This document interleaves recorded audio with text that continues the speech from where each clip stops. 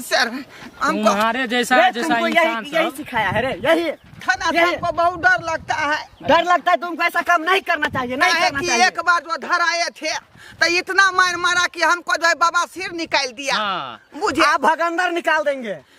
चलिए ना पहले आगे थाने पर तो चलिए, नहीं भगंदर निकाल दिया पीछे से ना तो फिर मेरा नाम नहीं कह रहे थे कुछ यादव जी नहीं। मामला सॉल्व कर दीजिए। इसे बैठाइए, पकड़िए सर। घर चलो, बरो छोटा। ठीक ठीक बेहुदा क्या पकड़िए ना सर, कल भाग जाएगा। अरे कहाँ भाग के जाएगा, बाप के घर भागेगा क्या ये? नहीं भागेंगे, हम नहीं भागेंगे। बैठिए ना सर। अभी तुमको बैठ पहले, चलिए पहले आगे। पहले पहले बैठ।